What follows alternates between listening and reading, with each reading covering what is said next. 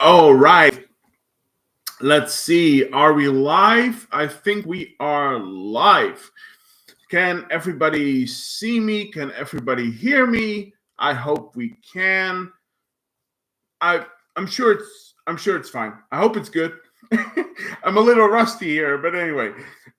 Good evening, everyone. Welcome back to the channel. I am Undead Sick 83, and it's long overdue. I know, but we are back with a new episode of Celebrate Physical Media number 20. This one is.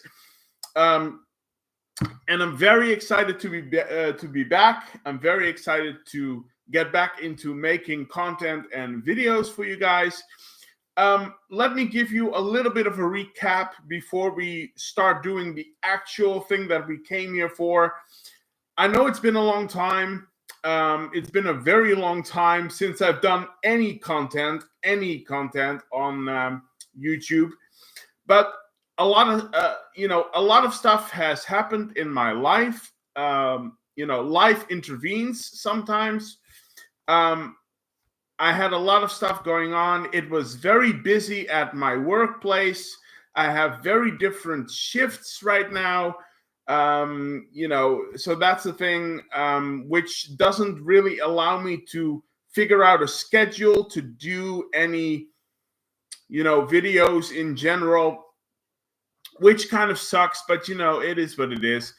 The second thing is that my brother he has married.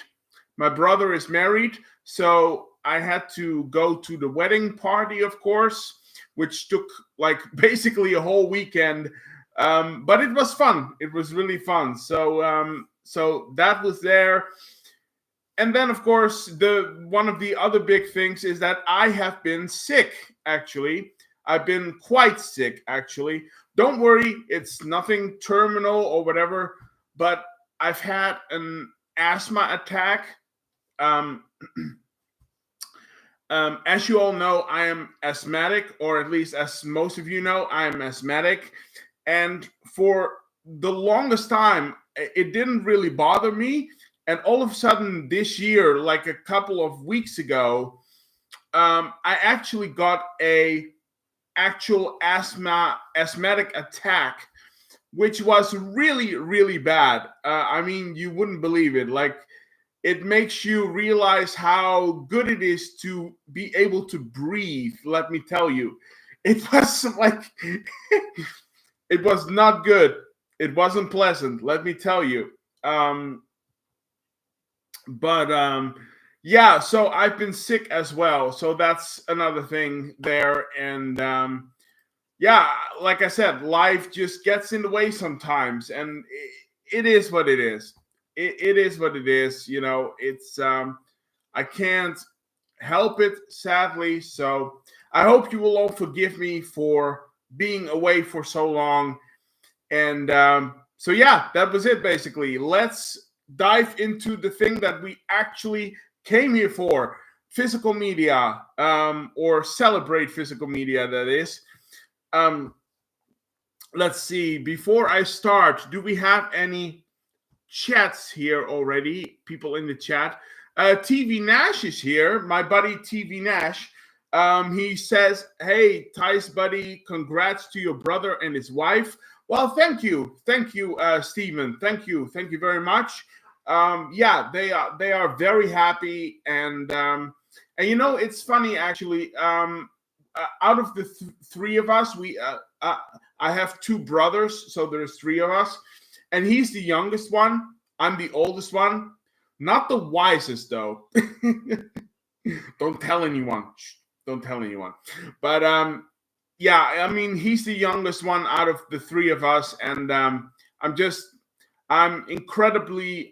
very proud of him. I'm very proud of him, and his wife is just wonderful. She's one of the most amazing people in the world, and they really deserve to be with each other because they are wonderful. Really, they are wonderful. So yeah, and they are very happy. So that's That's the most important thing. So, but thank you again, Stephen. Thank you. All right, so let's get into all of the goodness here. You all know how this is going to go. First, we're going to do regular Blu-rays, and then we're going into the, all of the limited editions and the really good stuff. So, the first one I picked up actually is a. I don't know this label actually. It's an unfamiliar label to me. It's an unfamiliar label to me, but I really wanted to pick this one up because from what I remember, I really love this film. I picked up Handgun. Oh, that's a bit like, there you go. Handgun, also known as Deep in the Heart, which is like, that's a crazy title right there. But yeah, I remember watching this film a long time ago and being a huge fan of this. I was a huge fan of this. I love my vigilante films, rape revenge films, basically. I love that stuff, and so I can't wait to rewatch this. It's this is, by the way, this is the slipcover right here, and this is the actual Blu-ray with the original key art, the original movie poster right there. What does it say here? Deep in the Heart goes beyond the cliches of seduction, violence, and revenge. Those are big words. Really big words. But anyway, yeah, this looks really fantastic. And it stars the very underrated Karen Young, in my opinion anyway. I think she's very underrated. Karen Young, who also, of course, appeared in one of the worst movies of all time, Jaws: The Revenge. We'll forgive her for that.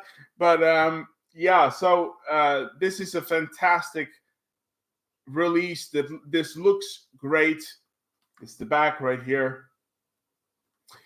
And of course, you get your Blu-ray, and there is also reversible artwork. Let's take a look at that, shall we? There you go. Reversible artwork. And of course, there is a booklet, which is also, it's always good to have.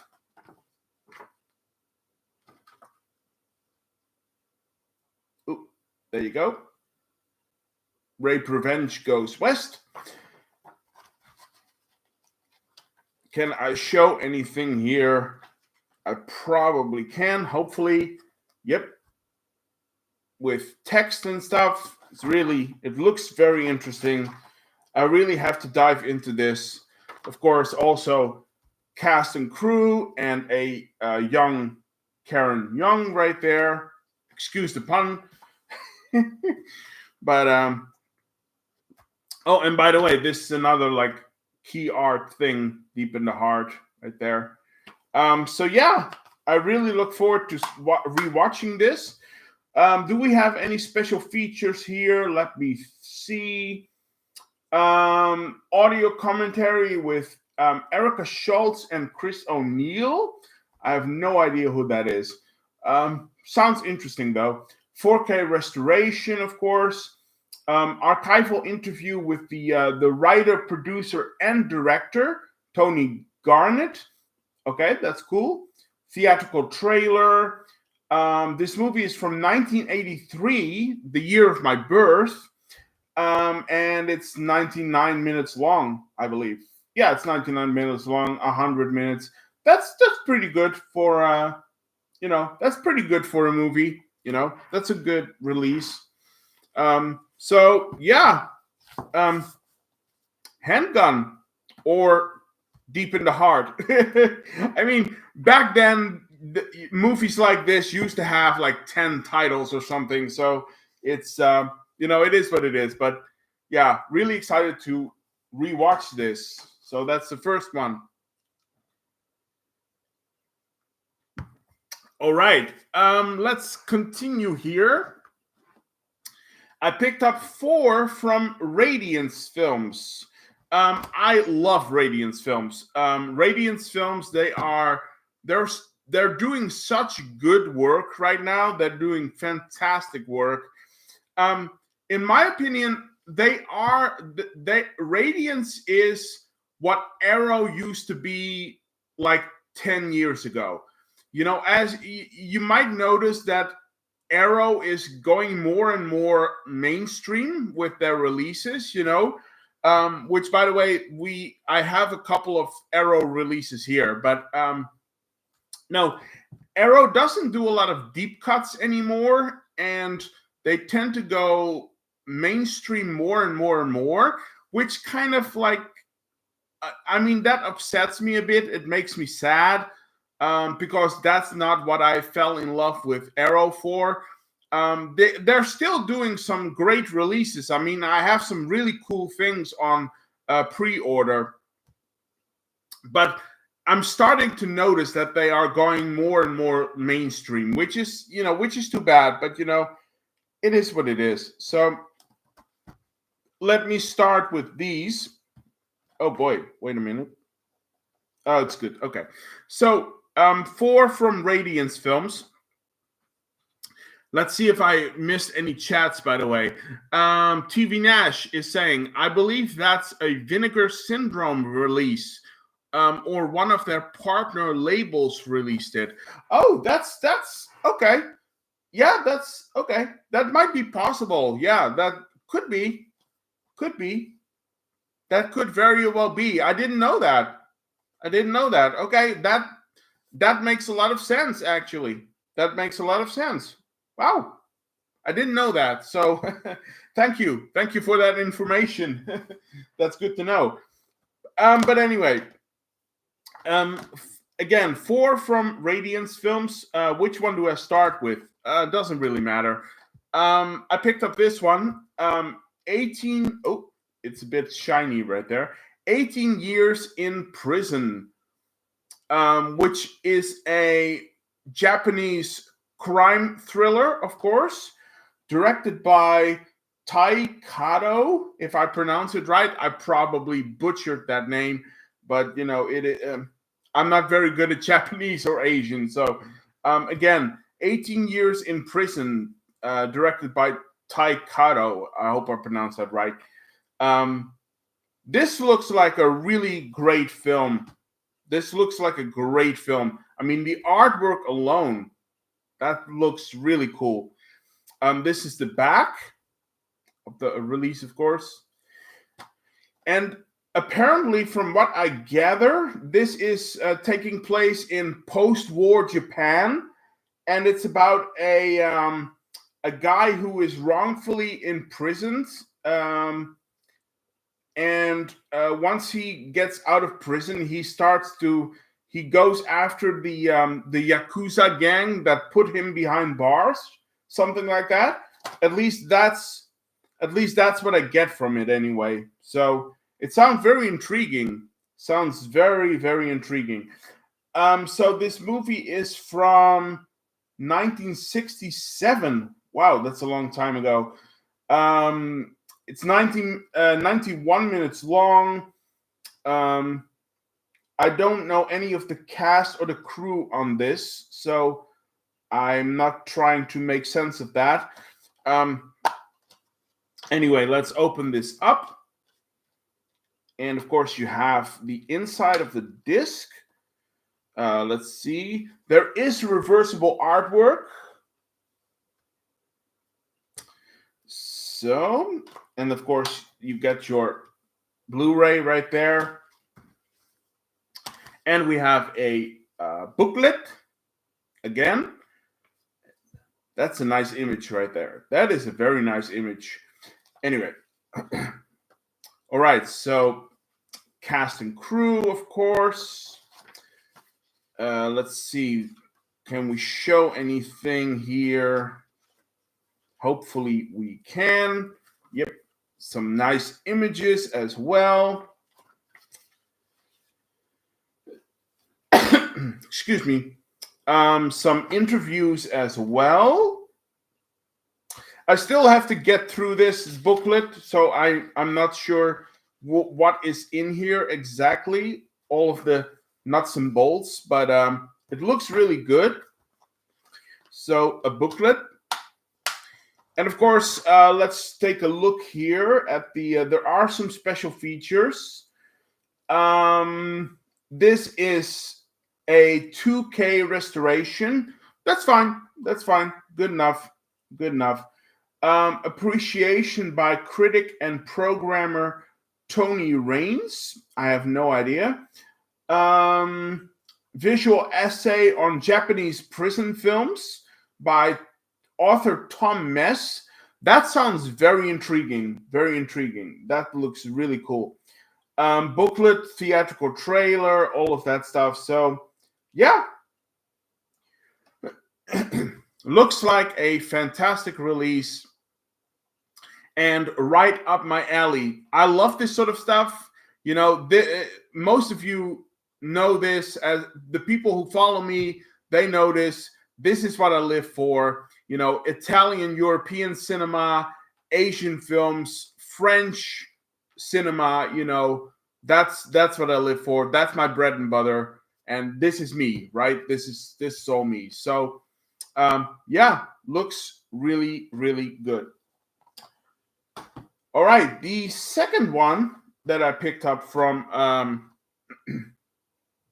Radiance Films is another Asian crime thriller, and that is Sympathy for the Underdog, directed by Kinji Fukasaku, a director I am familiar with, so that's a good thing. But yeah, Kinji Fukasaku, Sympathy for the Underdog. I have never seen this film, but I have seen other Kinji Fukasaku films. So this is right up my alley. Let's see. Of course, we have the inside here with your Blu-ray. And also, of course, again, let me try to get that out of there. Reversible artwork. Maybe it's better this way. Reversible artwork. And again, I think this is I think again, this is like a wrongfully imprisoned film. I gather from this synopsis here that it's about a gang leader who is released from prison and then finds out that his gang or his sort of turf has been taken over by a former enemy or another syndicate, basically. So you get like kind of like a battle between two gangs, basically, which is sounds really intriguing. This sounds very intriguing. So yeah, sounds pretty great. It's from 1971 and it's 93 minutes long. That's cool. That's pretty cool. Do we have any special features on this? We have a audio commentary by Yakuza film expert Nathan Stewart.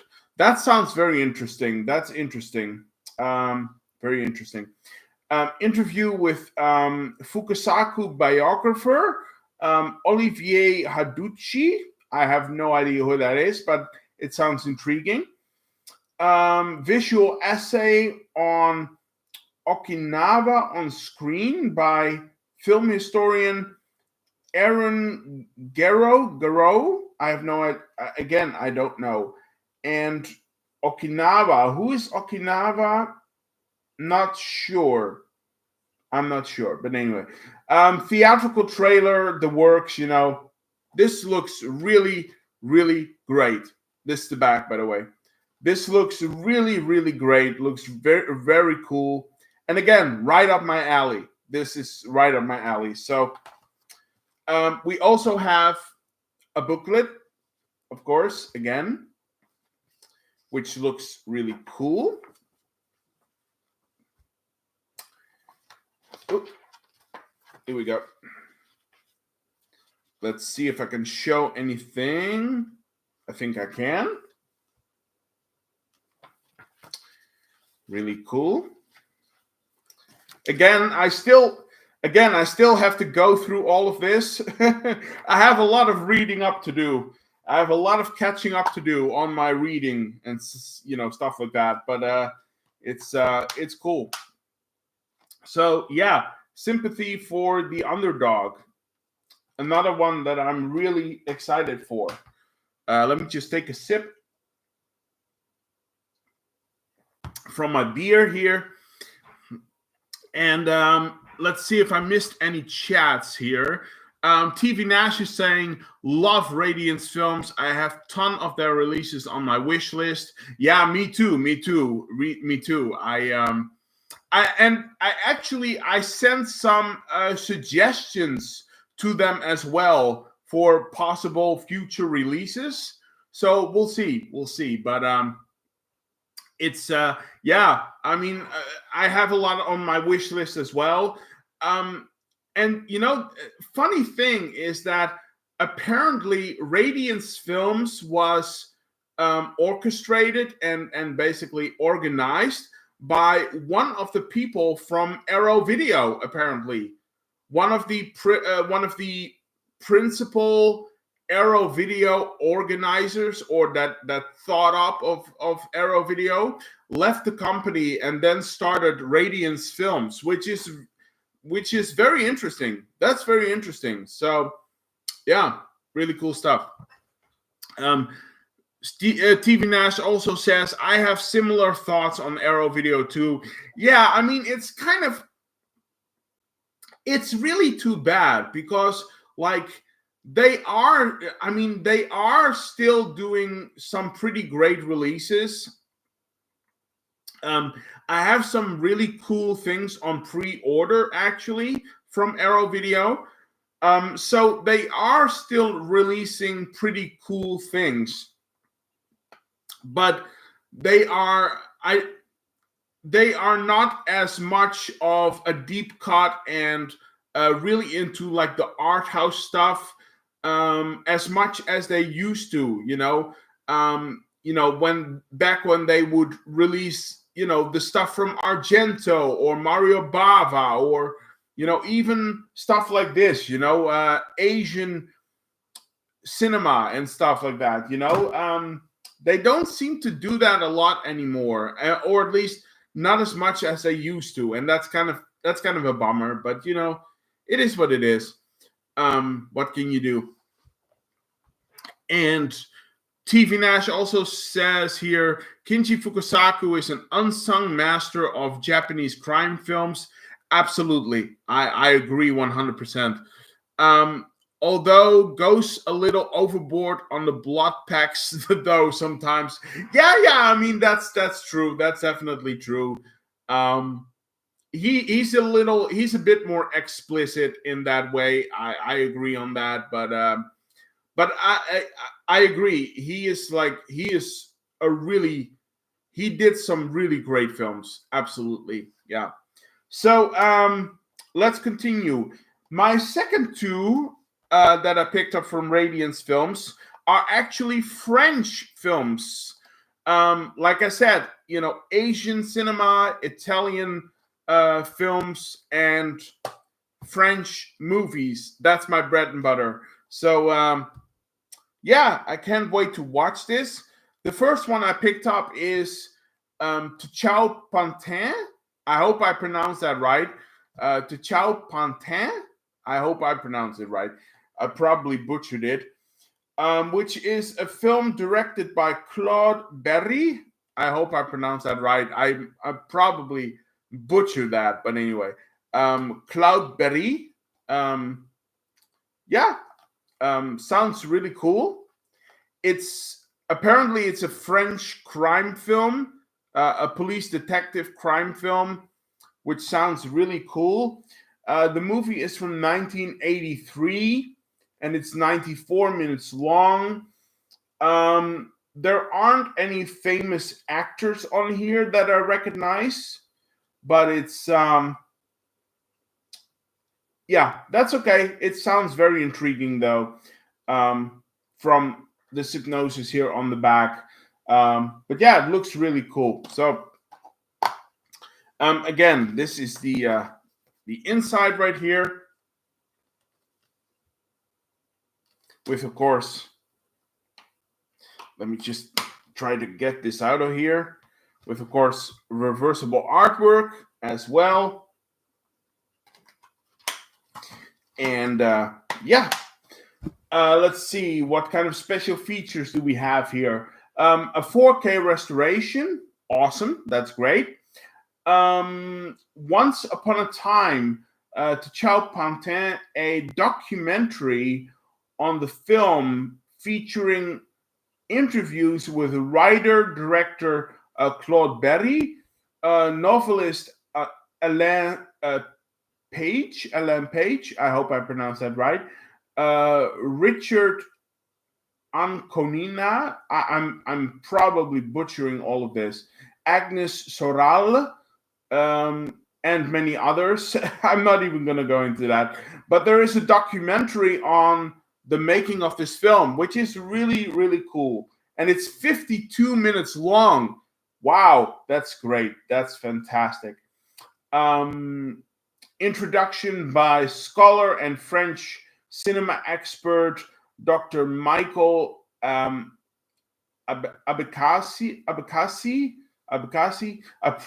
Again, I'm horrible at the French language. Horrible. Theatrical trailer, all of that stuff. So, yeah, looks very cool.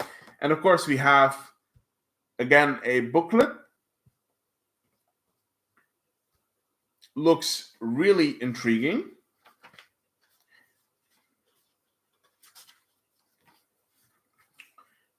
Cast and the crew. Are there any photos or something like that that I can show?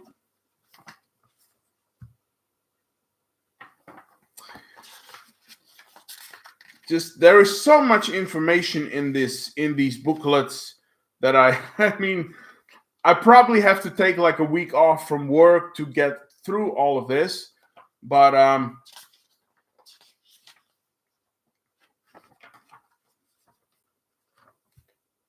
yeah, great booklet. Oh, open up. There you go. So, yeah, that's the first one I picked up. To Chao Pantin, directed by Claude Berry. I hope I do that right. But yeah, so that's the first one. Really looking forward to that. And then a film that I actually know quite well. And it's a film that is written and directed by Francois Truffaut. And that is, of course, The Mississippi Mermaid. The Mississippi Mermaid, or La Sirène du Mississippi. This is a fantastic film. I love this film. It's fantastic. Of course, it stars Jean-Paul Belmondo and Catherine Deneuve, of course. Yeah, again, it's directed by Francois Truffaut, of course. A film from 1969, and it's 123 minutes long. This is a fantastic film. Once again, let's take a look at this. First of all, this is the front and the back. This is the back, by the way, and of course the front. Of course, we have reversible artwork here as well. It says something they read here. The bride came as advertised, with an unadvertised special that made mail order marriage a dangerous game. Now that is a line for a film. That is a line for a film. Yeah, looks really great. Let's put the Blu-ray back in there. And so let's take a look. We have special features here, which is always good. I believe this is just a 2K transfer, which is fine. It's totally fine. Archival interview with Francois Truffaut from 1969, discussing his work as a filmmaker. Okay, cool. Archival interview with Jean Renoir, who discusses the work of Truffaut. An interview with French cinema expert Jeanette Vincendo. I'm butchering all of that probably. Theatrical trailer, all of that stuff. So, yeah, this looks really good. And then, of course, we have, again, a booklet. Let's see what we can see here. Is there anything that I can show? I probably can, hopefully. So, lots of, rich with text, of course, as usual. And again, I'm probably not gonna get through all of this in like 1 week. I have to really take some time off from work to get through all of this. But it looks really good. It looks very, very good. And yeah, I love this film, and I can't wait to rewatch it. So this is fantastic, absolutely fantastic. So yeah, The Mississippi Mermaid, or La Sirène du Mississippi. So those were my Radiance Films releases that I picked up. And while I open another beer, because I need a refill, let me see if I missed any chats here. Yeah, there are actually. TV Nash says, Catherine Deneuve, my all-time favorite actress. Wow, really? Wow. That is quite a statement. That is quite a statement. I mean, that is great. I mean, she's definitely up there.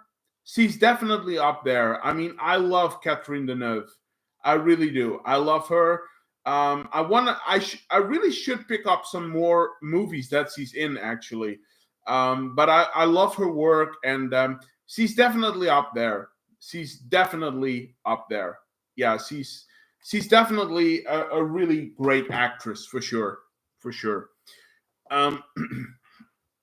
And TV Nash also says, I saw Mississippi Mermaid when I was 19 or 20, and I had trouble understanding the ending. But Deneuve and Belmondo amazed me. Yeah, I mean, I don't really remember the ending that much, but I'm sure I'm gonna be puzzled over it nonetheless. As a matter of fact, after this live stream is done, I might this might be the first film that I'm gonna watch. Actually, I might just pop this on after this live stream is done, because I'm really curious to rewatch it again. So yeah, Mississippi Mermaid. Moving into some other stuff, of course, I picked up 2 titles from Studio Canal, and I picked up 2 titles from their Cult Classics label. I have what did I have again? I have Kill Them All and Come Back Alone from that label. I have High Crime from that label, of course. I have, which one do I have again? There is a Poliziotteschi that I have on that as well. Let me think. Oh yeah, Blazing Magnum. I have Blazing Magnum on that label as well. So I picked up 2 cult classics from Studio Canal, and they're both westerns, actually. And let me do this in chronological order. And the first one I picked up is actually the infamous Soldier Blue. The infamous Soldier Blue. Now, this is a very notorious Western, I remember. It's been like ages since I've seen this. But I remember back in the day, this was a very controversial Western. Of course, it's a revisionist Western, of course. It is, it is basically, it came out after all of that stuff with the Vietnam War and stuff. So, which basically the Vietnam War kind of killed Westerns at the time. And then, of course, the Western was sort of repurposed into the revisionist Western, which is also the spaghetti Western is a very big part of that era as well. So, and this one comes from that as well, Soldier Blue. This movie is directed by Ralph Nelson, and it's from 1970. It's I believe it's 2 hours long. Yeah, it's 2 hours long. I can't wait to rewatch this. It's been like forever since I've seen this. So I only remember it being very good. I remember liking this movie quite a bit. So I can't wait to rewatch it. Of course, it says 18 there on the label right there. It has the 18 label, which of course is a pretty bold assessment right there, which means it's the movie probably goes places, Oh, by the way, this is the back right there. And of course, let me just open this up. There is no reversible artwork, but of course you have your Blu-ray right there. But we do have art cards. So let's take a look at the art cards. And I hope they are safe. I hope they are proper, because I don't want to get demonetized. But yeah, some really nice quality pictures here. That looks pretty great. Let's see. We have another one. And we have one more right there. So we have some art cards. Let's put those back in there. And then, of course, like I said, I already did that. There are some special features.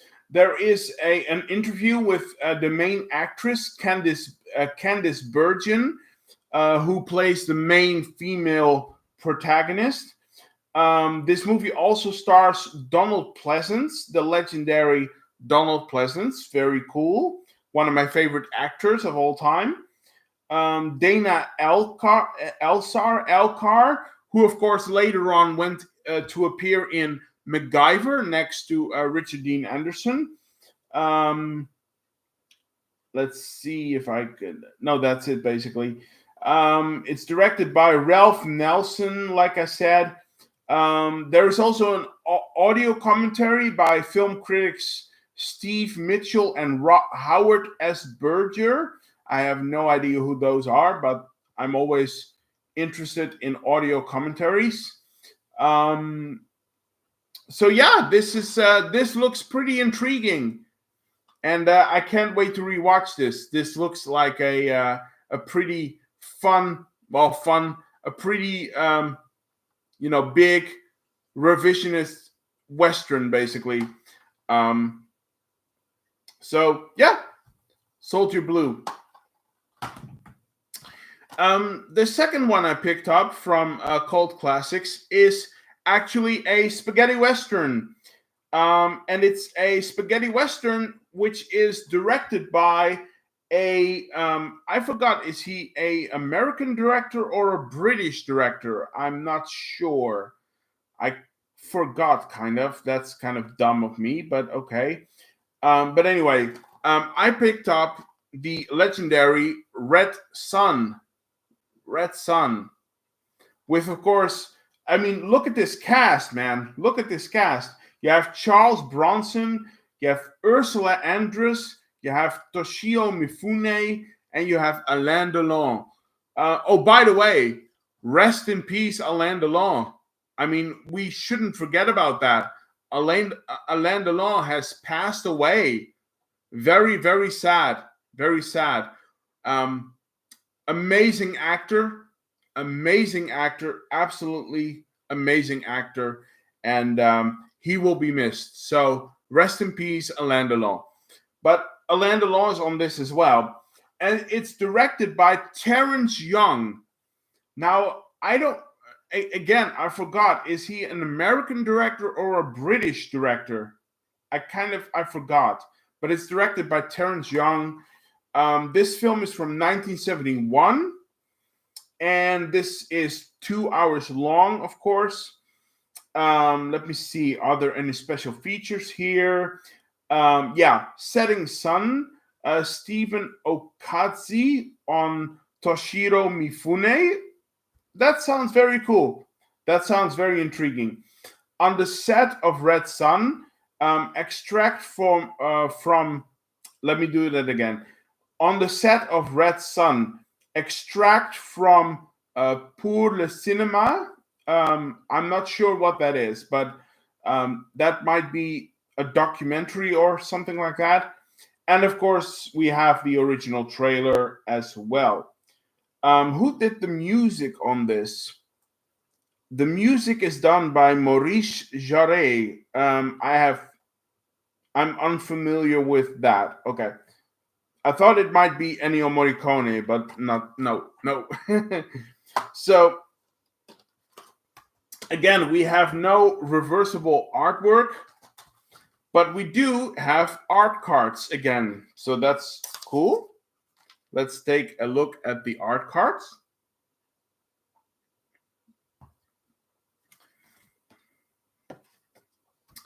My man Charles. Such a great actor. Such a great actor. Charles Bronson is the man.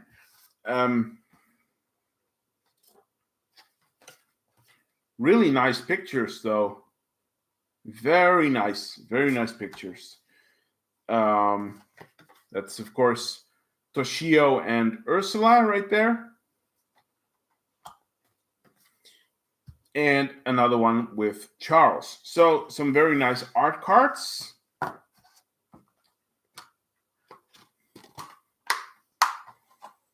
And so yeah, Red Sun, another Western, a spaghetti Western. So I'm really excited to rediscover that one. All right. Now we are moving into the Arrow Video stuff, okay? We are moving into Arrow Video. We are moving into Arrow Video. And I picked up 4 titles from Arrow Video. So let's go through those. Now, the first 2, I mean, bear with me. I mean, this is mainstream. This is mainstream cinema, but I will say this, but this is very much an homage to the old B-movie science fiction flicks. So it gets a pass from me for that. For that, it gets a pass from me, okay? So, all right, I picked these 2 up. I'm going to show them now. The first one I picked up is Pitch Black with Vin Diesel. Now, I know what you're going to say. I know what people are going to say. Like, Vin Diesel, really? Really? Vin Diesel? I know. Vin Diesel is not the best actor in the world, but this character that he portrays, I mean, Riddick, the character of Riddick that he portrays in this is actually very, very solid. I'm not saying it's good. I'm not saying it's actor worthy, but it's a very solid performance for a movie like this, which is this is this is B science fiction action fun basically. And I quite like this film actually. I quite like this film. There are a lot of let me do that again. I can't speak. It's been a while since I've done these, okay? But there are a lot of things in this film that I think are very valuable for what the film is trying to do. So bear with me on that. So Pitch Black. We, of course, have, let me just take this out here. We have reversible artwork. And, of course, we have the Blu-ray. And this is the back right there. Now, there are lots of special features here, which I'm not going to go through all of them because there are so many. But it's a 4K transfer. There are audio commentaries on here, the making of the film, interviews with the cast and crew, stuff like that. I can't go through all of it, but and of course it has 2 run times. Actually, the movie has 2 run times. It has the first one is 109 minutes long, and the second one is 112 minutes long. I always watch the 112-minute version of it because it feels more like a complete film. It makes it feel more complete and cohesive. So, yeah, but that's just me. And this movie is from, let me think. I believe this movie is from 1999, I believe it was. Yeah, it was. It's directed by David Towie. You have Raja Mitchell there. Keith David is in this film. Just a lot of fun. And of course, we have a booklet here. And there he is, Riddick. Let me see if I can show you any stuff here. Cast and the crew.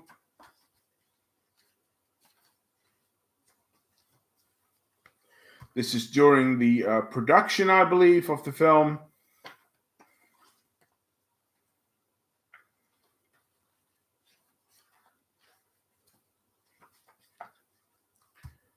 This is the scene where they first discovered the creatures, I believe.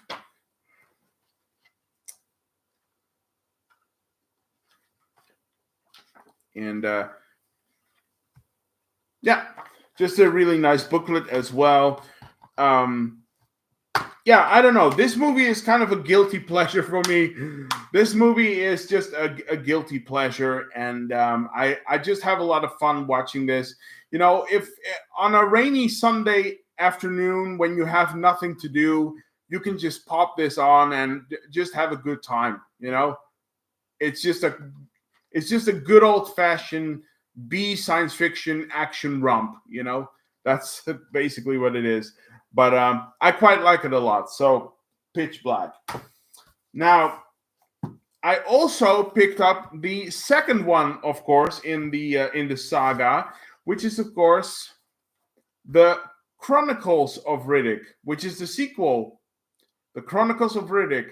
By the way, this is a slipcover, which is really, really cool there. Really cool slipcover. So let's take this out. And of course, we have the original key art right here. And again, the back right there. And let's open this up. And there are 3 discs in here. I don't know if I can show you, but there are 3 discs in here, if you can see. So really interesting. The first one is... the first disc has the theatrical cut.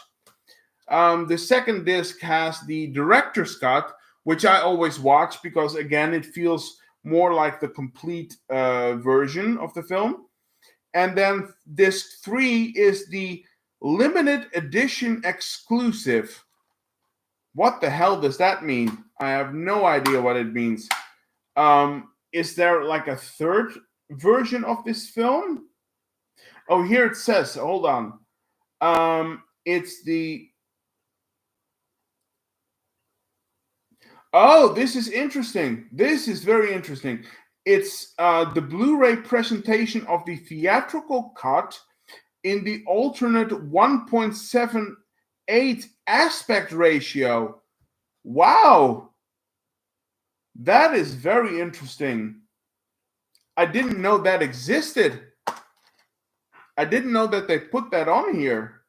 I didn't even know that existed. Wow. That's pretty great. I might have to look into that. So, I think I already showed you the back right there. Yeah, there is also, of course, again, a booklet, pretty cool booklet actually, with, again, lots of text and stuff. There you have Carl Urban and Thandie Newton, of course, as the necromongers. And of course, any movie that stars Dame Judi Dench, right there on the other side, right there. Any movie that stars Dame Judi Dench, I mean, come on. So yeah, lots of text again.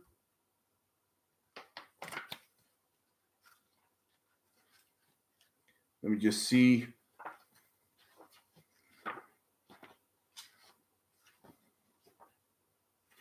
And we have, of course, also Colm Feore as the necromonger leader. And yeah, so a very nice booklet. This movie is from 2004, I believe. Yes, it is.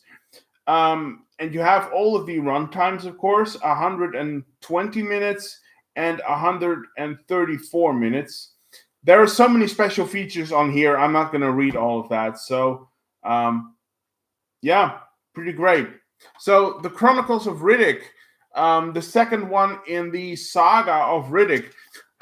Funny fact, actually, they are actually right now, as we speak, they are filming the fourth part in the saga of Riddick. They are filming a new Riddick film, so that's good news. That's always good news. So, yeah, pretty great. Let me see if I missed any chats here.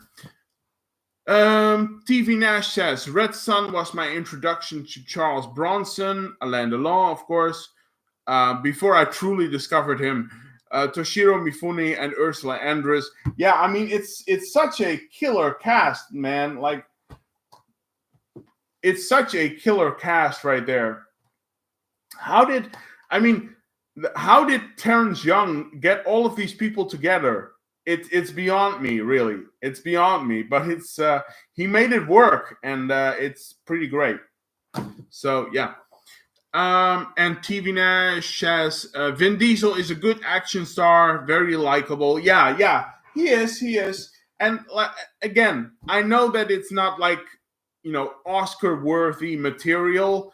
But again, if you're on a Sunday afternoon when it's raining, you could do a lot worse than pop this on and just have a lot of fun watching it. Just yeah. All right, so which one should I do next? Yes, this one. The next one I picked up is actually a political thriller. I love my political thrillers. I have 3 Days of the Condor, of course. I have The Day of the Jackal. I have Who Dares Wins. I still have to pick up the Parallax View, though. I have to find a copy of that one. And then I also picked up this one because I want to complete my political thriller films section, I'm a completist, what can I say? Anyway, I picked up Black Sunday. Black Sunday, which is pretty cool. Now, again, this is a slipcover. This is the back, of course. Let's take this out of the slipcover. And then, of course, you have the theatrical, the original key art right there. It could be tomorrow. And, of course, the blip is on there as well. So this is a great film, great political thriller, of course. With, of course, I mean, look at the cast. I mean, you have Robert Shaw, the famous Robert Shaw of, my Quint from Jaws. My man Quint from Jaws. Bruce Dern is in here. Martha Keller. Just really great cast. It's based on a novel by Thomas Harris, who is, of course, infamous for his Hannibal Lecter films and novels, of course. And here's a very interesting thing. The music is done by none other than John Williams, the guy who made the soundtrack for Indiana Jones and Jaws and Jurassic Park and all of that. That's fantastic, man. That's amazing. This movie is 143 minutes long, so it's quite a sit. It's quite a movie. Let me look this up. Where is this movie from? I believe it's from 1972 or something like that. I can't find it right now. No, I can't find it. I think it was something like 1972 or something. So yeah, of course we have the inside right here, which is the same art as on the so. Let's see. Do we have any special features here? It's a 2K restoration. That's fine. That's fine. Audio commentary by film scholar Josh Nelson. It Could Be Tomorrow. A visual essay by critic Sergio Angelini, exploring the film's adaptation and production. The directors of John Frankenheimer. An hour-long portrait of the director from 2003, including interviews with Frankenheimer, Kirk Douglas, Samuel L. Jackson, Roy Scheider, Rod Steiger, and many others. There is a theatrical trailer, I believe. So, yeah. And by the way, I forgot to say that this movie is directed by John Frankenheimer, which is pretty cool. We also have, of course, again, a booklet, which is pretty interesting. Look at that. That is pretty badass right there. That is pretty badass. Let's see. Can I show anything? Lots of text.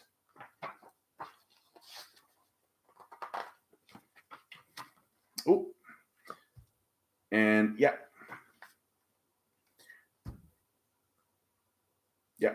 Very nice. Very nice. So, yeah, I love this film. I can't wait to rewatch it.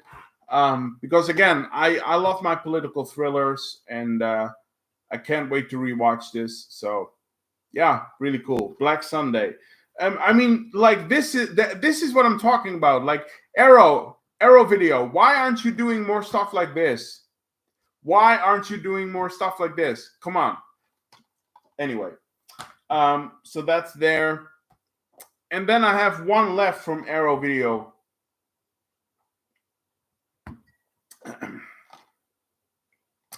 I have one left from Arrow Video. And this movie, I love this movie. And TV Nash, Steven, I already know that this is not your thing, probably. This is probably not your thing because it's very explicit and graphic. But I love this film. There is a lot of subtext in it, a lot of social commentary as well. I love this film, and I can't wait to rewatch it. I picked up The Woman. The Woman. Look at that artwork. That's pretty cool. This is a movie from 2011. 2011. And it's directed by Lucky McKee, who did the movie Wave, I believe it was. May.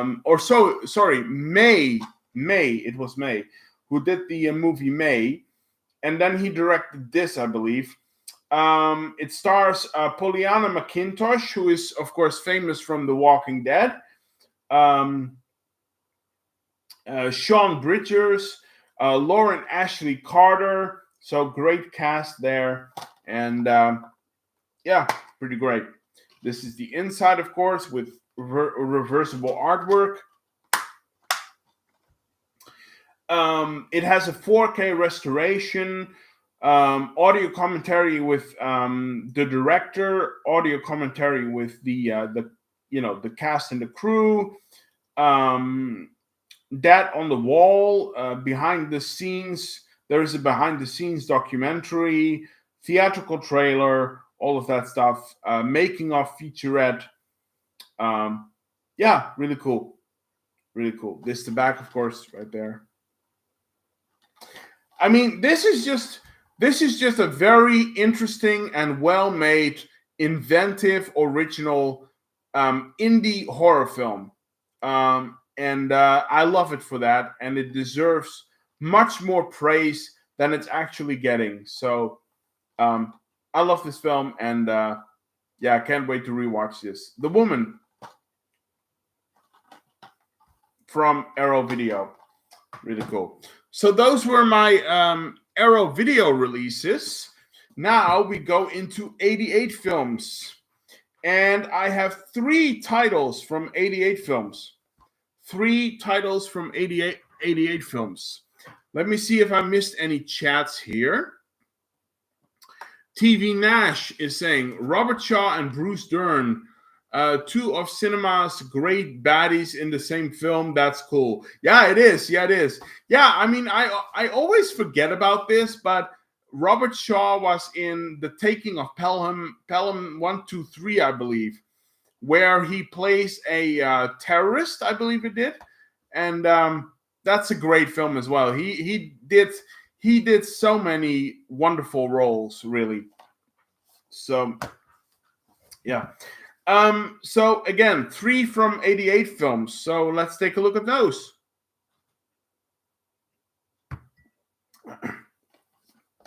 Okay, so the first one is a movie that I have already seen again, and it's also a revisionist Western. So it's a Western film. I picked up a lot of Westerns. It's kind of cool anyway. But a revisionist Western. I love this film. It has one of my favorite actresses of all time in this film. I love the story in this. Yeah, this is just a phenomenal film. I picked up Hannie Calder. Hannie Calder with the wonderful and gorgeous Raquel Welch. The gorgeous Raquel Welch, really.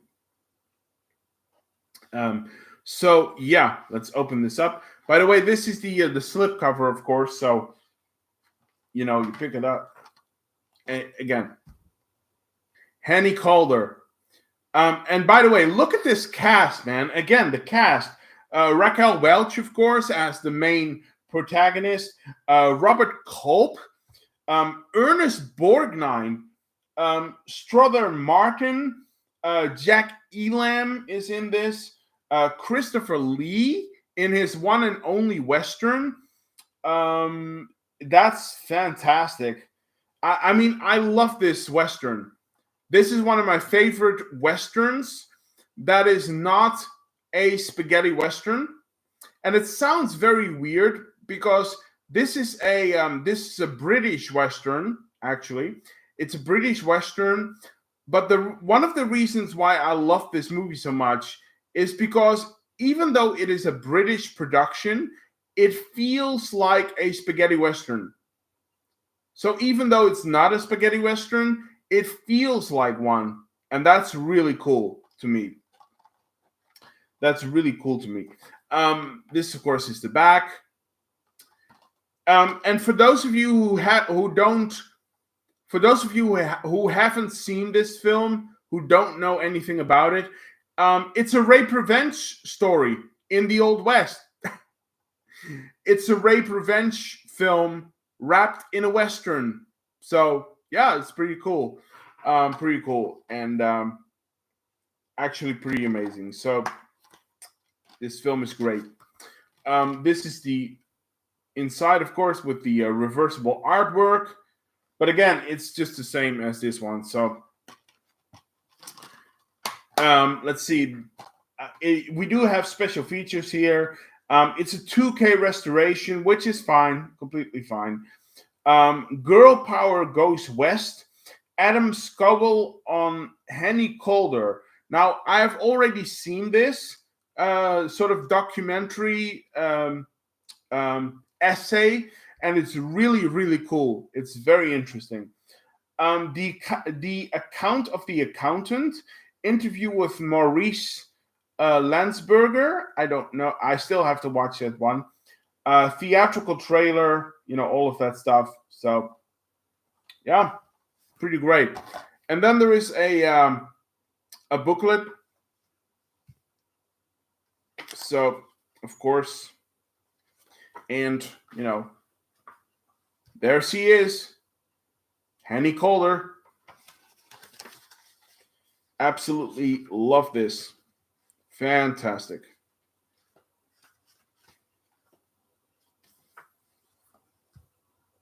Christopher Lee right there.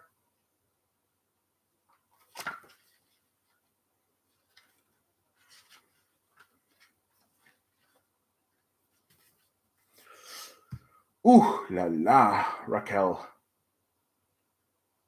Raquel. You are absolutely gorgeous. Or you were actually, you were gorgeous. Again, another one. Rest in peace, Raquel Welch. Like all of these, famous people that you know from your childhood. You're like, all your childhood heroes are like passing away and stuff. Like, what is it? Like James Earl Jones a while back. Darth Vader has passed away. Like, what the hell? What the hell? Anyway, it's fine. It's part of life, I guess. But yeah, Henny Calder. I mean, I love this film. I love this Western. It's fantastic. And I've already rewatched it, and the picture quality is great. So, yeah, really cool. Henny Calder. Let's see. Did I miss any chats here? TV Nash is saying 88 Films is another favorite company of mine. Oh, for me too. Absolutely. I especially enjoy the Italian line, and they're doing French erotica soon. Not only are they doing French erotica, TV Nash, they are also doing a lot of, let's just say, bizarre Asian stuff. I mean, there is a list of basically, it's called Category 3, and they are releasing a lot of those films as well. I mean, they are releasing Erotic Ghost Story and Sex and Zen and all of that stuff. So 88 Films is knocking it out of the park, man. They really are. 88 Films is becoming one of my favorite labels. Absolutely. It's fantastic. Yeah. TV Nash is saying as well, I saw Henny Calder when I was in high school, and I thought it was pretty good. Still need to pick up a Blu-ray copy myself. Oh, but you should pick up this one. It looks absolutely fantastic. The transfer is so good. It really is. And it's great. It's a great release. So Let's see. TV Nash also says Robert Culp's character was the only one I didn't care for at all. Just something about his gunfighter role annoyed me. Yeah, I mean his character is a bit arrogant, you know. His character is a bit annoying and arrogant, and you know he thinks he's above it all, and you know. So yeah, that's true. That's true, absolutely. But I think for the film it still works. I think for the film it still works because you know he's supposed to be Hanny's mentor, you know, into all of that stuff. So makes sense that he's a little firm in that way. But you are right. It's a bit he sticks out a bit. All right. Speaking of Italian stuff, TV Nash, Steven. Speaking of Italian stuff, I picked up The Pleasure. Yeah, The Pleasure. I can show the back. I think I can show the back. Yeah, I can. This is the back, by the way. The The Pleasure. I can't believe 88 Films released this at all. It's so weird. Anyway. Oh, by the way, there is oh boy, hold on. Let me see if I can fix this. I have to do it like this, probably. There you go. That's the that's the original artwork. You can already imagine what's under there, but I can't show it to you. And yeah, The Pleasure. This is fantastic. I can show the back though. That's fine. There you go. So, as you all know, of course, probably, this is a film that's directed by Joe D'Amato, master of the sleazy in Italian cinema. And that's pretty great. So this film stars Gabriele Tinti, who, of course, was married to Laura Gemser at the time. Lily Carati, Laura Gemser herself, there she is. Dagmar Lessender. I hope I pronounced that right. So yeah, great cast. Excuse me. Excuse me. There you go. A great cast overall, of course. This is a erotic drama film, of course, directed by Joe D'Amato. It's 93 minutes long, and I believe this is from, let me just see. What year is this from? From 1985, this is. And by the way, this is spine number 84. Focus. No, it won't focus. Okay. So, yeah. There are some special features here. 2K restoration, which is fine. Clyde on Joe, an interview with Claudio Fragasso, who is, of course, the screenwriter of it. An interview with Franco Grattarola. I don't know who that is. I have no idea. Theatrical trailer, all of that stuff, you know, pretty great. Pretty great. Let me just see. There is also a booklet. Oops. There is also a booklet. I hope you didn't see that. There is also a booklet. I have to be sure as to what I show in here, of course. Because again, YouTube is very sensitive about this stuff. But I think it's okay. I think it's okay. So there you go. So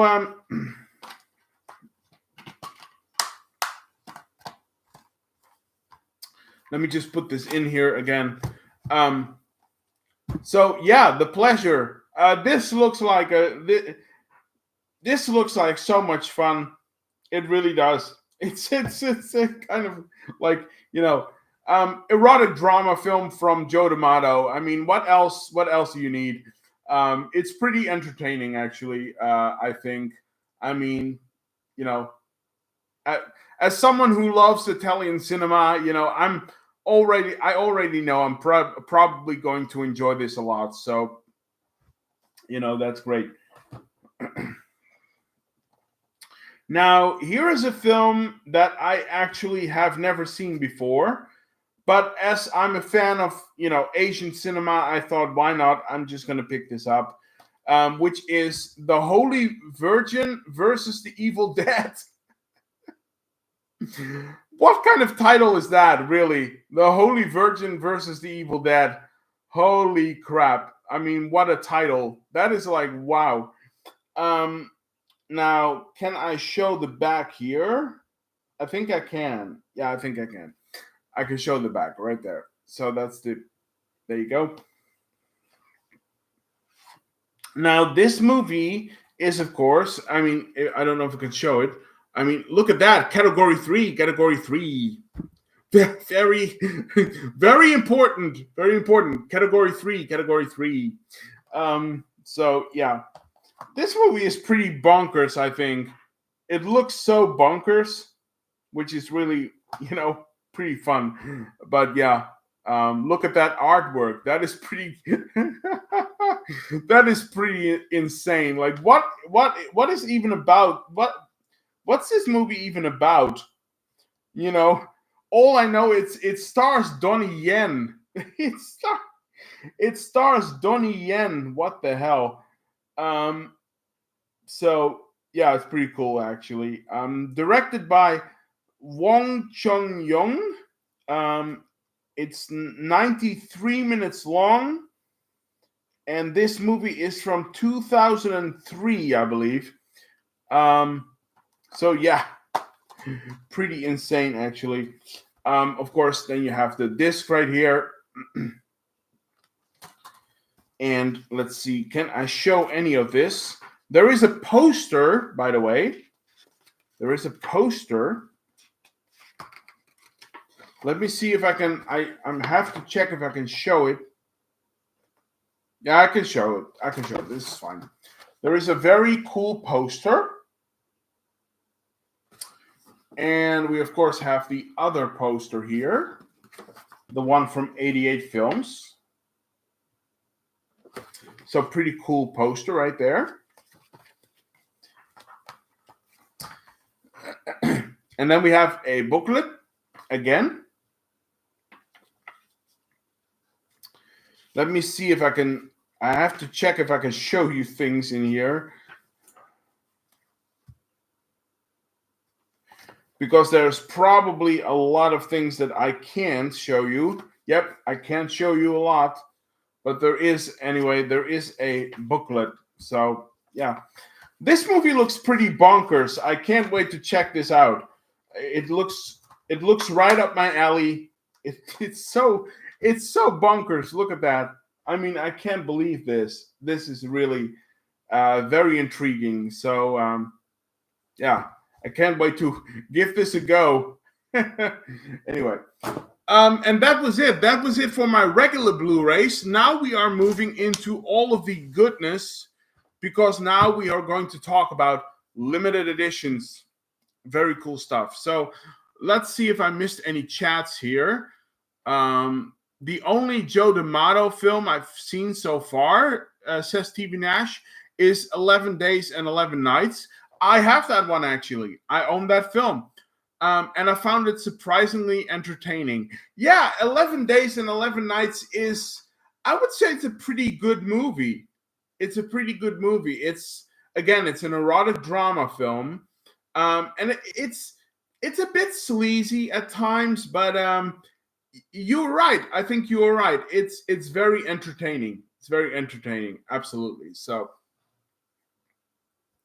all right, moving into limited editions.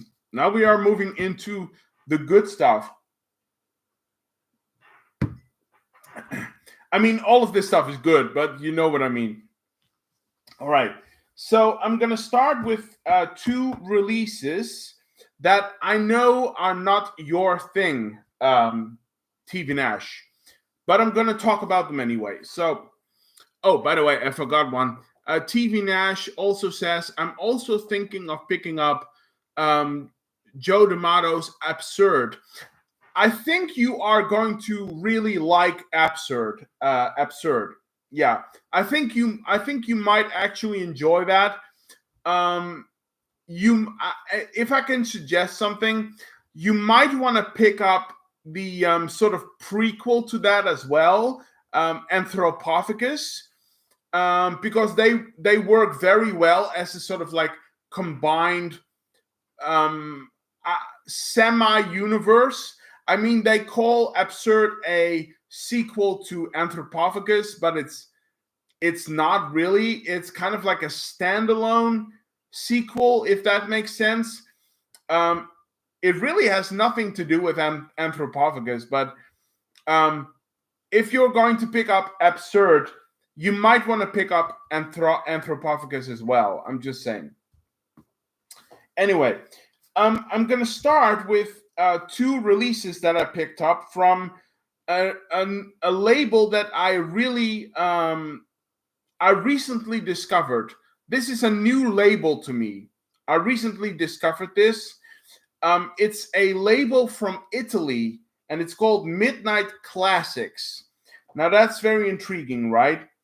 And I picked up two limited releases of two of my all-time favorite films. The first one is Ruggero Deodato's Ultimo Mondo Cannibale, or Jungle Holocaust, or Last Cannibal World, or Cannibal. So anyway, these movies had like 20 different titles. Anyway, I always say Last Cannibal World, but Ultimo Mondo Cannibale from Ruggero Deodato. Ruggero Deodato is one of my favorite directors of all time,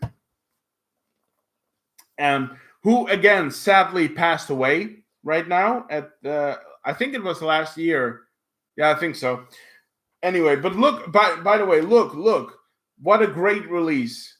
Really great release. A nice, firm box right there. The only thing that I would say is that because it's an Italian label, all of this is in Italian, so I can't read any of this. But it's okay, it's okay, because I've already seen this movie, and the movie has English subtitles, and the special features are all in English or have English subtitles as well.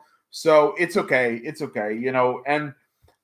and another thing, I pretty much know this movie by heart already. So it can't tell me anything new, I think. So But by the way, look at this. This is fantastic. Like, look. Fantastic artwork. It's kind of like a media book.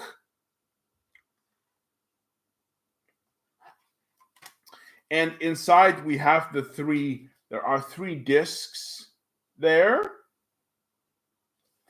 And the first one is the film with extras, and the other disc 2 has extras as well, and then we have a 4K with the film on it, so that's really cool. And we have a booklet, a very nice booklet, and I have to be careful because there is some stuff in here that I might not be able to show you.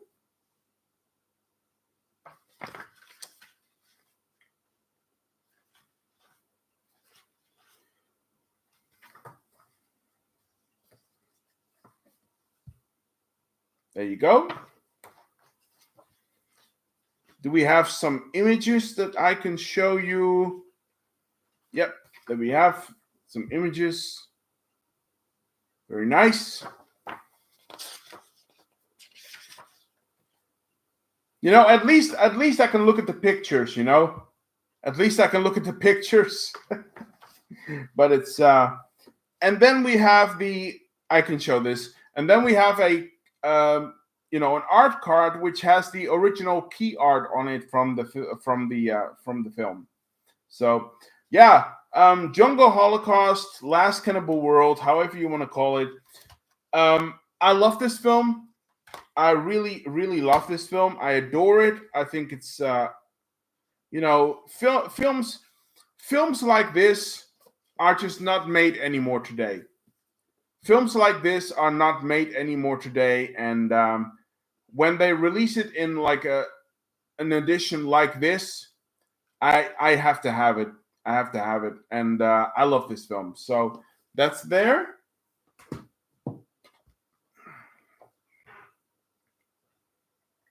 Mm. And then the second one, which is kind of like a companion piece to that one, I couldn't pass up. I just couldn't pass this up. It's my favorite horror movie of all time. It's one of my favorite movies of all time. It's Cannibal Holocaust. It's Cannibal Holocaust. It's I don't have to go into it again. I adore this film. I adore this film. It's absolutely fantastic. Just for the social commentary in it, I love this. I love this film. Actually, I absolutely love this film. So, yeah, this is the back again. But again, there is like a lot of Italian stuff on here. There is a lot of Italian stuff on here, which I can't read. So, it's fine. Again, kind of like a media book. Oh, by the way, I own this movie like 4 times now. So it's a bit, it's a bit excessive, but I can't help it. I adore this film. So what can I say? Again, we have all of the discs, and we have, of course, the first one has the film on it. There is a 4K with the film on it. Then there is a disc with just the extras, and then there is a soundtrack CD. Now I have to be very careful because I have some art cards here. I can show you this one. And I can show you this one.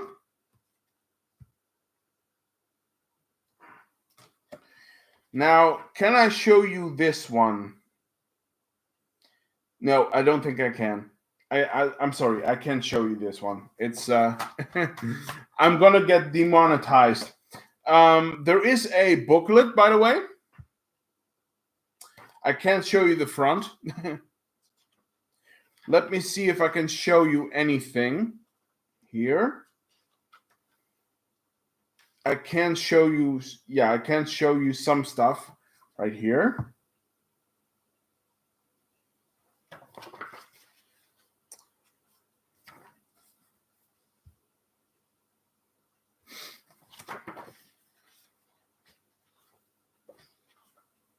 Nope. Nope, and I can't show you. It's I'm sorry, I can't show you anything in here, but there is a nice booklet here. And again, this release is fantastic. I can't get enough of Cannibal Holocaust. I know it gets a bad rap, but if people were to study this film more, there is like so much that you can take out of Cannibal Holocaust in terms of social commentary and storytelling, but also filmmaking. The filmmaking in this movie, like the cinematography and stuff, is top notch. It is so beautiful. Yeah,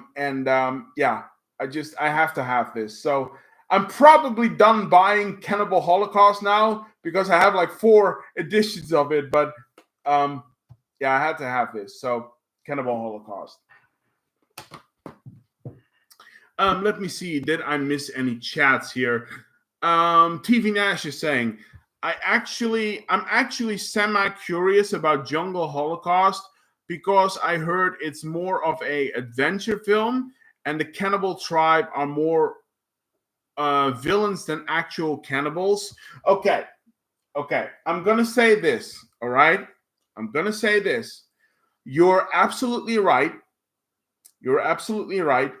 This is essentially a jungle adventure film. Basically, it's a jungle adventure film, and you are right about it. There is a tribe.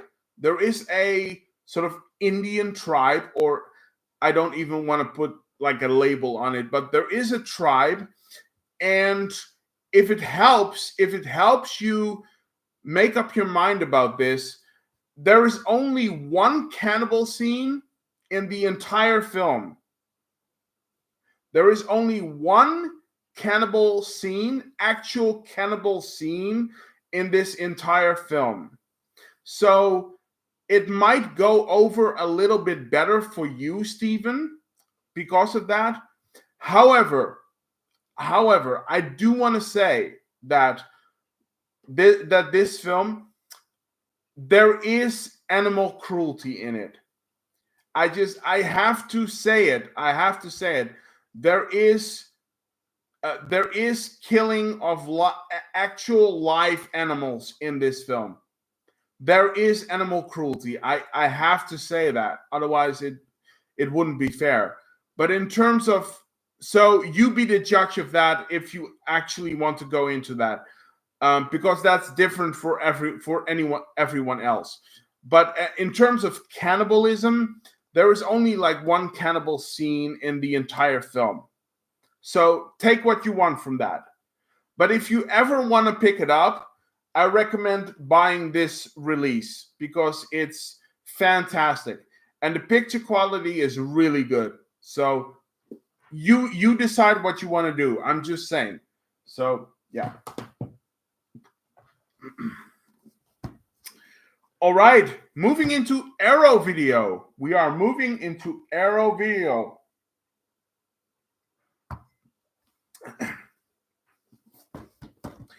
And I picked up two releases from Arrow Video. I have two releases of Arrow Video. Now, the first one I picked up is, like I said, Arrow Video is going more mainstream every time. And while I think that's a bummer, I couldn't pass up on this release that I'm about to show you. Because it's one of the first films that I actually saw ever in my entire life. I remember watching it on TV. It was recommended by my parents. And I absolutely fell in love with this film. And Arrow has released it now in a great box or a great limited edition. So I had to pick it up. I'm talking, of course, about The Silence of the Lambs. I adore this film. I absolutely love this film. It's fantastic. So, by the way, this is a slipcover as well. It's kind of weird, but it's okay. Again, this is the back, and we're going to open this up. Of course, this was a movie produced by MGM right there. Nice sturdy box. Of course, this picture is also the original key art, just so you know. We are going to open this up, and then of course we have the reversible artwork. We have some art cards here. So let's take a look at these. We have Jodie Foster and Anthony Hopkins. And of course, Jodie Foster with Scott Glenn.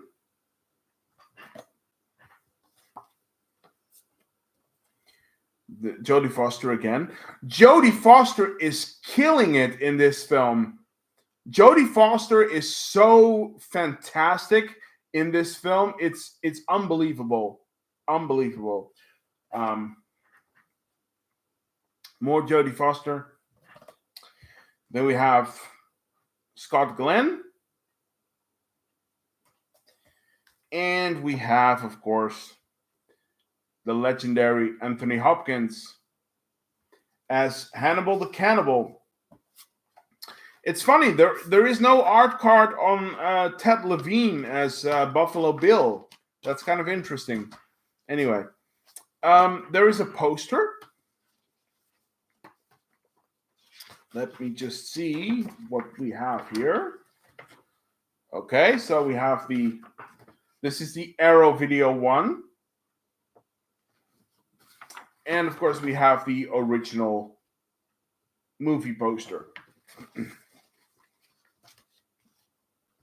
So that's really cool. And then, of course, we have a very nice thick booklet here, or a book. Cast and the crew.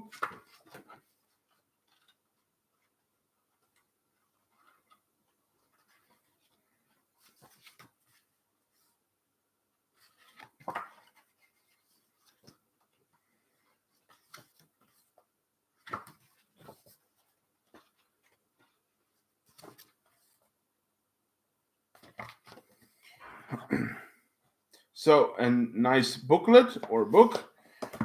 And then, of course, we have this movie is from 1991, of course. The cast again: Jodie Foster, Anthony Hopkins, Scott Glenn, Ted Levine. Music is by Howard Shore. Directed by Jonathan Demme. Absolutely fantastic stuff. There are so many special features on here. I can't do it all, but audio commentaries, making of interviews with the cast and the crew, theatrical trailers, the works. It's absolutely, it's wonderful. It's gorgeous. The Silence of the Lambs. It's pretty amazing. I might give you some shit, Arrow, but you still do some pretty great releases occasionally. So yeah, Silence of the Lambs. The second one I picked up is a movie that I absolutely love, and I can't wait to rewatch this as I try to take it out of the slipcover. There we go. I can't wait to rewatch this. I love this film. It's American Gigolo, a movie that's directed by Paul Schrader, of course. I mean, just look at the look. Absolutely fantastic box set here. Again, directed by Paul Schrader. This is the original key art with, of course, Richard Gere, of course, the legendary Richard Gere. In my opinion, this is Richard Gere's best movie. It's Richard Gere's best performance. That's just me. That's just me personally. So this is the back, of course, of the Blu-ray. And we have the Blu-ray with the reversible artwork. But that's the same as on the box. So, where do I start? So this movie is from, let me just see, where is it from again? I believe this is from 1980. It's from 1980. Richard Gere, of course, stars in it. Directed by Paul Schrader. What else can I say about it? It's pretty cool. The movie is 2 hours long, basically. It's a pretty good run. So we have some art cards as well. I don't need this. So some nice art cards.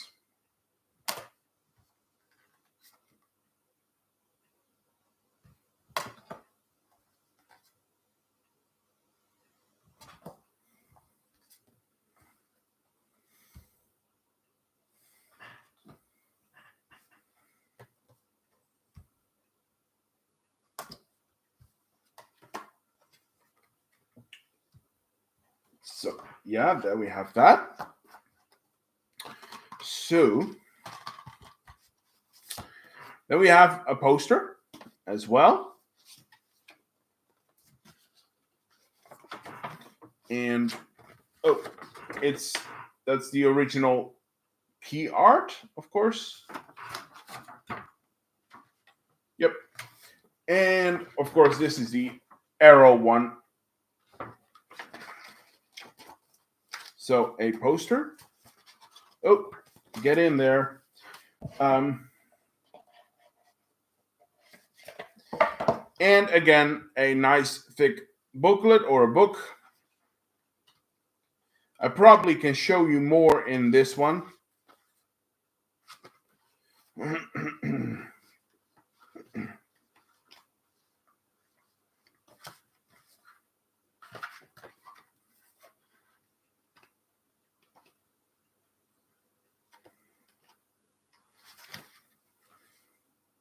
So yeah, lots of text and stuff. I really have to get into that. So do we have some special features here? Let's see. Audio commentary with the cast and the crew. Interview with the director. I can't go through all of it. Lots of special features here. Theatrical trailer. The works. It's a pretty great release. American Gigolo. I can't wait to rewatch this. I love this film. I absolutely love this film. And yeah, thank you, Arrow Video, for releasing it. That is pretty cool, if you ask me. All right.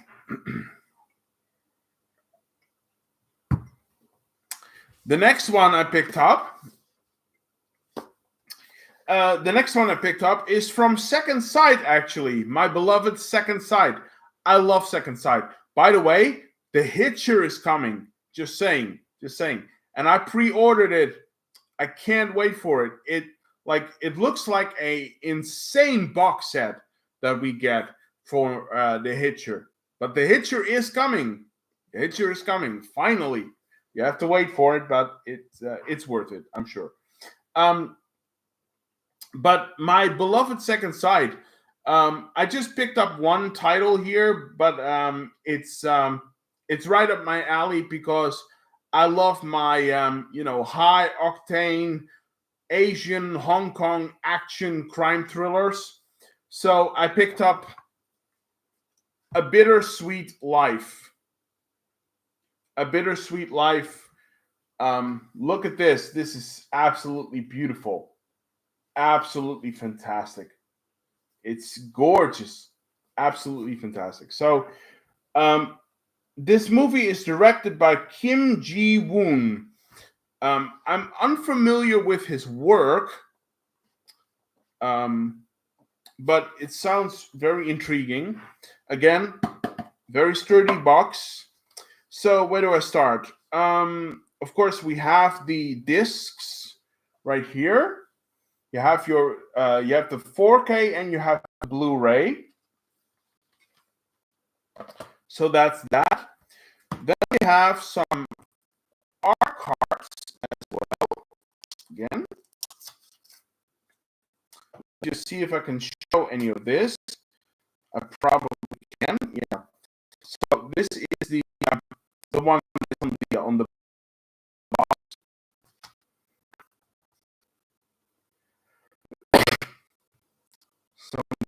Some very nice art cards here. Very nice art cards. Look very nice.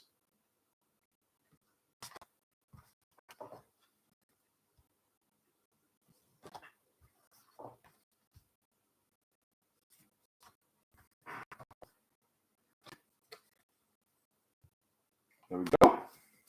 So we have some nice art cards. And then, of course, a huge book. Incredible. That's incredible stuff.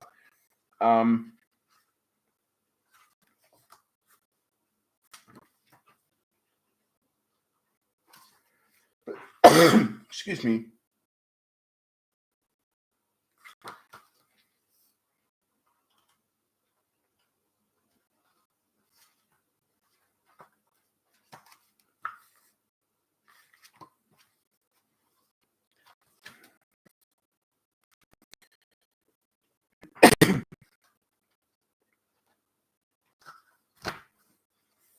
Ooh, I don't want to know what's going on there. But yeah, this is a great book. I have actually never seen this film before. I have never seen this film before, so it's a blind buy.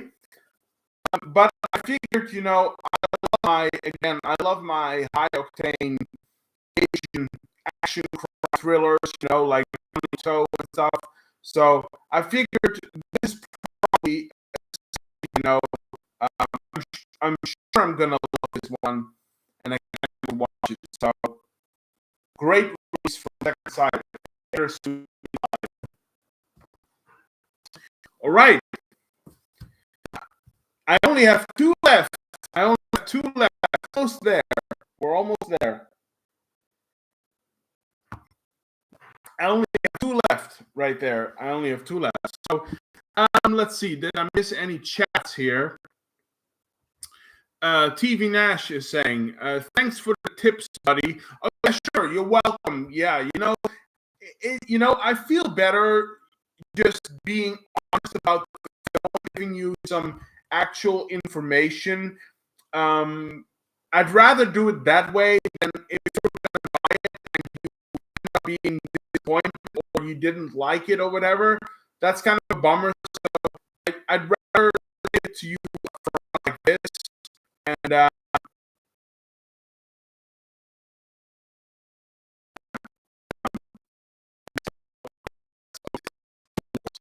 to you. Nash goes on to say, Silence of the Lambs is a classic. Yeah, it is. And Anthony Hopkins is creepy as hell. He is. And, well, he's pretty about him, but, and it's so funny that originally it's Sean Connery to play a character, and it's like if you look at it from that perspective, I don't know. It might be me, but I can't imagine Sean Connery being Hannibal Lecter. I can't see it, but it's kind of funny. TV Nash also says the girl who is held captive in Silence of the Lambs went on to play Anthony Hopkins' secret romantic crush in the action comedy Bad Company. Really? Wow! I didn't know that. You know what? I've never actually seen Bad Company. I've never seen Bad Company, believe it or not. But I haven't seen it. But I didn't know that. Wow, that's interesting. That's interesting. So yeah. All right. I only have two left, and the last two I have are from Umbrella Entertainment, a Australian label, which I'm becoming a huge fan of. And they have some really great releases. And the first one I picked up is also an Asian film. It's a political thriller that's directed by Park Chan-wook. As you remember, we did the Vengeance trilogy. We talked about that. This movie comes from the same director, actually, and I'm really looking forward to it because it's a political thriller. I picked up GSA, Joint Security Area. This is fantastic. Look at this. Look at this box set. It's absolutely phenomenal. This is great. Really great. So apparently this is a very interesting film. Apparently the movie is about a dead body that has been found right on the edge of the demilitarized zone in Korea, like right where North and South Korea converge, basically. Right on that sort of line, right on that sort of border line, they find a dead body apparently, and they start like a murder investigation or something, basically. At least that's what I got from it, which sounds very, very intriguing. So this is the Blu-ray with the slipcase. Let me see if I can force this out of here. Yeah, it is. There it is. There you have it. This is, of course, the original key art. And the back right there. So we have a lot of stuff here. So we have 2 discs. The first one is the 4K and the second one is the Blu-ray. Pretty cool. And we have a poster, I believe, as well. Pretty cool. Let's see, how do I do this? Right. There you go. And on the other side, let me see, it's like this is, I have no idea what this is, but it looks pretty neat. So, yeah, it looks pretty neat. So, let's put this back in here. Oh, there we go. All right, so let's close this up again. So there are some special features here. Audio commentary with Park Chan-wook, of course. Interviews with the cast and the crew. A making of, theatrical trailers, all of that stuff, the works. Are there any familiar actors or actresses on this? I'm not sure, but I'll find out. So that's that. Then we have some art cards again, and we have a lot of art cards, which is really interesting. These look really cool. I mean, look at this. This is pretty great.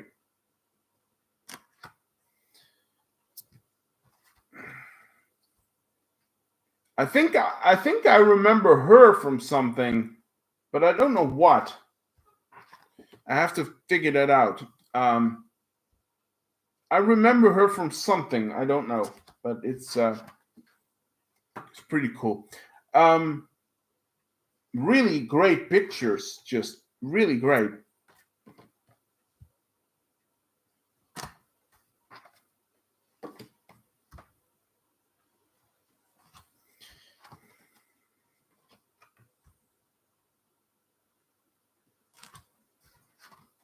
And the last one. So that's that. There are art cards, nice art cards. There we go. And of course, we have a nice booklet here. Let's take a look at that. Let's see. Very glossy booklet with lots of text and essays and stuff. There are some nice pictures as well.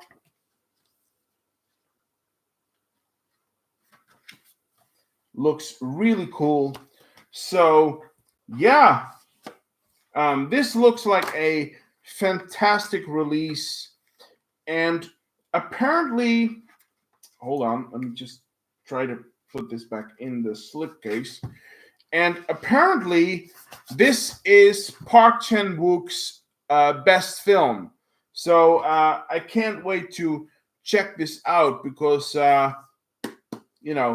I love this stuff. I love political thrillers, Asian crime cinema, sign me up. And this looks fantastic. So GSA, Joint Security Area. Sounds really good. And then there is the last one. There's only one left. And I can't even believe that Umbrella has released this. Let me give you a hint. I can't believe Umbrella released this, but they did, and I think it's fantastic. It's a film from one of my all-time favorite movie directors. And before I show this to you, I actually sent Umbrella a suggestion or a request for a possible future release, which would be a nice companion piece to this one. I don't know if they're going to do it, but it's called Perversion Story. You might know where I'm going with this, Stephen. You might know where I'm going with this. Perversion Story, that's the one I recommended to Umbrella, because it would be a nice companion piece with this. But I can't even believe that they released this. It's fantastic. The last piece that I picked up, I got from Umbrella as well. The wonderful release of A Lizard in a Woman's Skin. I can't believe they even did this. This is absolutely fantastic. Like, look at this. It's so good. This is very glossy right here. There you go. And of course, you have the spine. Excuse me. And of course, we have the front right here. Directed by Lucio Fulci, of course, Maestro Lucio Fulci. I love Lucio Fulci. He is fantastic. He made some of my favorite films ever. Music by Ennio Morricone, of course. What else? There is a warning here, though. Not recommended viewing for persons with schizophrenic tendencies. That's like a clever hint to the film, actually. Yeah, again, nice sturdy box. And again, look at this artwork. It's absolutely phenomenal. And of course, this one. This is absolutely fantastic. I love this stuff. Oh, I can't get it out of the slipcover. That's a bit annoying. Come on. There you go. Okay, there we go. There we are. Then we have, of course, the original key art, the original poster, and of course the spine right there. And we have the back. Now, excuse me, I don't know what it is. Must be all the talking. So this movie was from 1971, and it's 103 minutes long. It's of course directed by Lucio Fulci. It stars Florinda Balkan. That's the name. Florinda Balkan.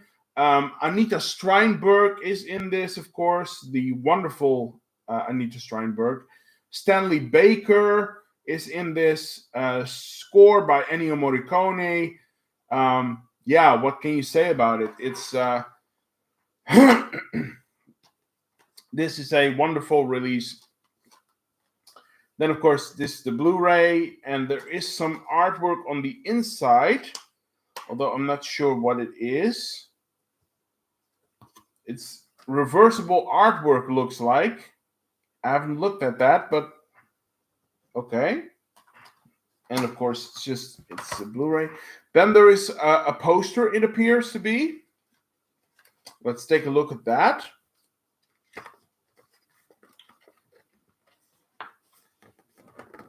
Okay, so where do I start? All right, so we have some interesting posters here.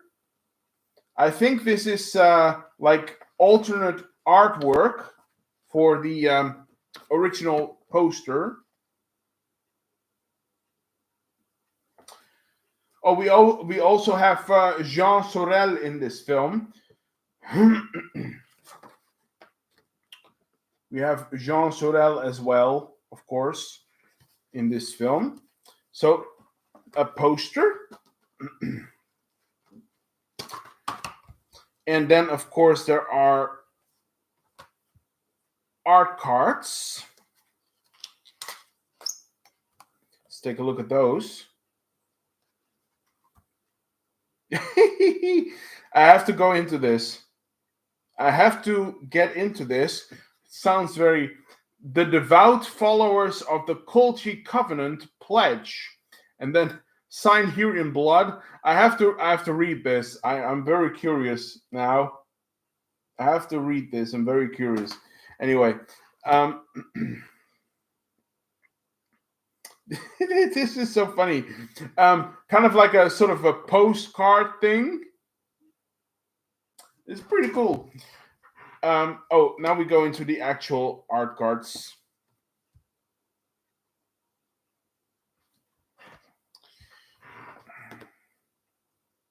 And it's like, oh boy. I don't know if I can show this. I probably shouldn't. You know what? I shouldn't. I probably shouldn't. There are two that I can't show. I'm sorry. There are two that I can't show. It is what it is.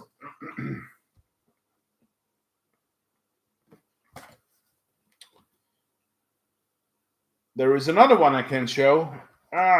This sucks. This is, you know what? I'll show it very quickly. There you go. So some nice art cards there as well. And of course, we have a booklet again. With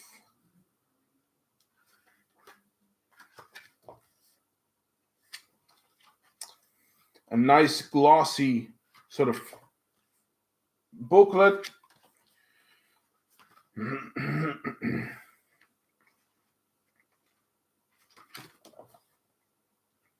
So there you go. That's the nice booklet right there. And of course, there are some special features here. Let's take a look. Let's see. Audio commentary with Troy Howarth and Howard S. Berger. Why else? Who else, of course? Lucio in a Woman's Skin, a visual essay by the Flying Machiste brothers. No idea. This is interesting. Down Dangerous Roads. Kim Newman on Stanley Baker. Very cool. Very cool. I love Kim Newman.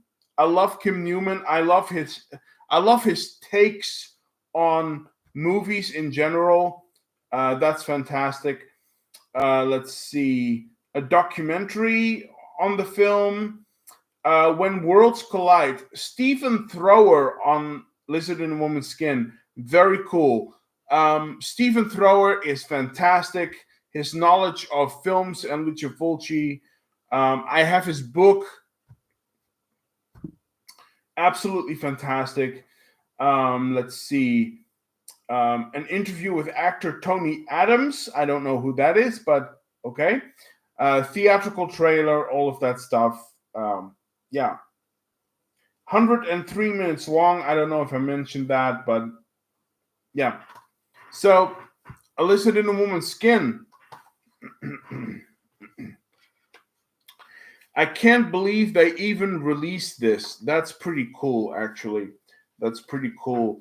And I hope that they will release Perversion Story at some point, because I love Lucio Fulci and I want all of his stuff. So Yeah, that's the last one. Lizard in a Woman's Skin, a fantastic release. And that is my last piece of physical media that I picked up over the last couple of months. That's quite a haul. I have a lot of films to watch. I have a lot of anyway. Let's see if I can. Let's see if I missed any chats here. TV Nash is saying Second Sight and Umbrella are rising fast in the popularity ranks. Yeah, absolutely, they are. They absolutely are. They are doing fantastic work. Really, really wonderful work. And TV Nash continues to say, I knew exactly where you were going, buddy. Fantastic. I'm waiting for a price drop, and I'll be picking up a copy myself. I'm really enjoying Lucio Fulci's thrillers. I recently saw and loved The Psychic. Yeah, The Psychic is fantastic. The Psychic is fantastic. You know, Lucio Fulci made 5 giallos. Well, he made 6. Lucio Fulci made 6 giallos, and one of them isn't that great. It's like, it was in the 90s, and his career was kind of going downhill. But the other 5 giallos that he did, are, in my opinion, they are 5 of the best giallos ever made in the genre. Perversion Story, Lizard in a Woman's Skin, Don't Torture a Duckling, The Psychic, and The New York Ripper. All of those films are top-notch giallo films for me, and I love those movies, and I can't wait. I can't wait to rewatch this one because it looks fantastic. So yeah, I get where you're coming from, Stephen. I can see exactly where you're coming from. So I feel the same way. I love Lucio Fulci, and yeah, I can't wait to watch this. And I hope they will release Perversion Story as well, because that would be a nice companion piece to this one. So yeah. But anyway, that was it. That was all my pickups for the last couple of months. I have a lot of movies to watch. And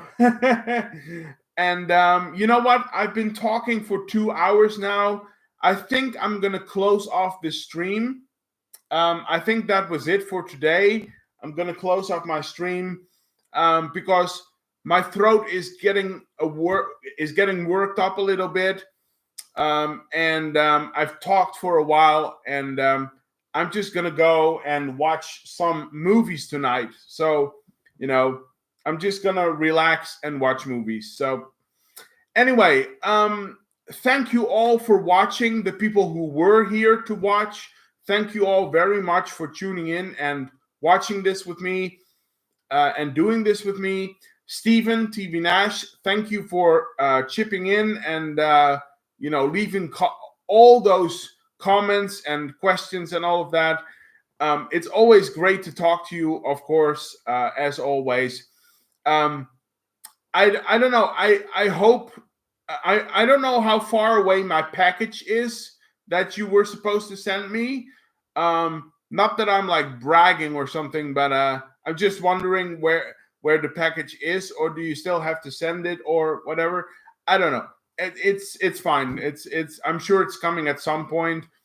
We'll be in touch soon, Stephen.